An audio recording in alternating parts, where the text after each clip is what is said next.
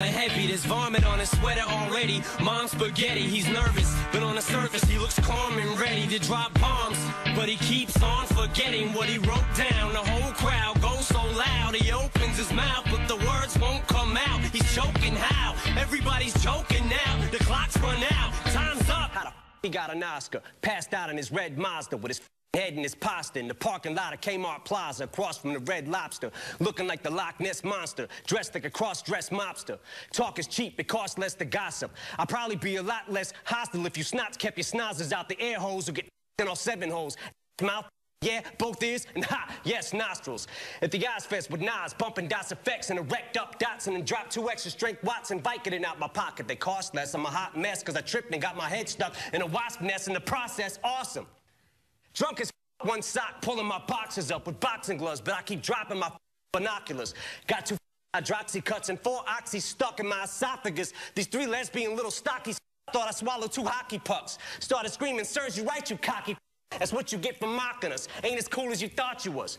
Bitch, all I did when I walked up was have my in a sock, said it's a sock puppet, so no strings attached. You can all get it? All about to get hairy as chapakas.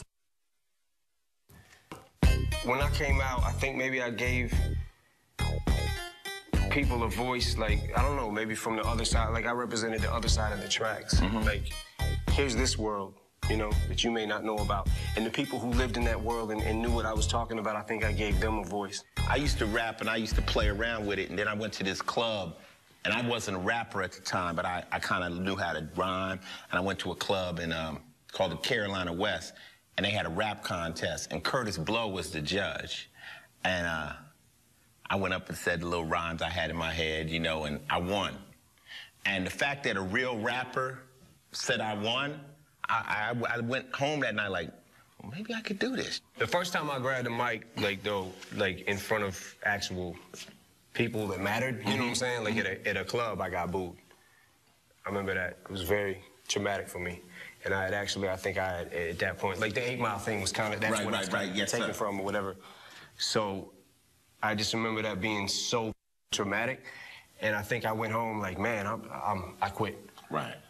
And then, you know, maybe a couple days later, week later, hour later, whatever it was, I don't know. I got the urge to like, no, man, I gotta get up.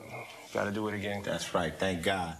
You really gotta live it. My mind, 24/7, aside from family stuff, obviously, is constantly thinking of ways to bend words. Or, you know, like, if I don't got paper, I'll write it on my hand or whatever. And sometimes when I fill up the hand, then I'll transfer it to paper. Did they tumble out of your head complicated? Because you write complicated rhymes. Oh, I wake up in the morning and they just fall out. Yeah. So do they come complicated or do you complicate them? Sometimes, what I love about rap is that it feels like it's puzzles to me. Like, words are like puzzles, and trying to figure out a puzzle and trying to figure out what word can go here and how many words can I make. Like, if I can take a rhyme, like, I'm real into the craft, like, just of the, you know, MCing, and I feel like I always think, like, how can I figure this puzzle out? Like, how can I take words and put them at the end of the sentence, but in between maybe make some words rhyme in between that rhyme, and like sandwich them. You know what I'm saying? Like, so sandwich those words and try to make them rhyme inside of the phrase, and then come back outside and try to, you know, rhyme with the word that I ended on the snare. You know, like I'm kind of real into the technical part of it. I studied everybody, man.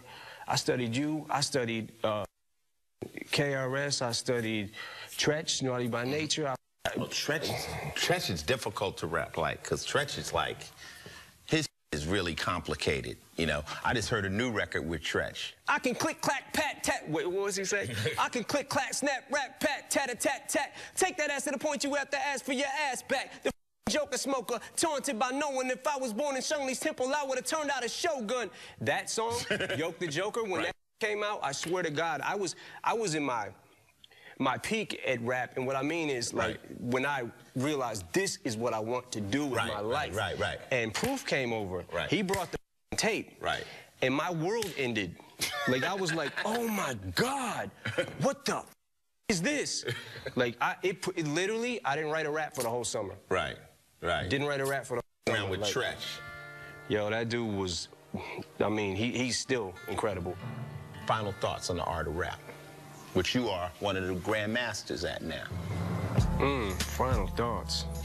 I don't know. I mean, I certainly feel like if it wasn't for rap, like, obviously I wouldn't be here, but it gave me a voice, it gave me an outlet, it gave me strength, man, you know, what I just came back from, you know, overdose and the whole, you know, like, without rap, I wouldn't have been able to get through it. I mean, obviously, without my daughters, I wouldn't have been able to get through the thing, but when you hit that wall, like, how quick can you bounce back, you know? And if it wasn't for rap, I wouldn't have been able to bounce back, you know? This is the one thing that I feel like I have that, you know, I can do well. So if I didn't have this, I don't know what I really can't do. Anything else, you know? Except for play basketball, I'm kind of nasty. But, like, rap is just, you know, it's everything to me. Like, this is my world. This is, you know what I'm saying? Like, this is what I do. Like,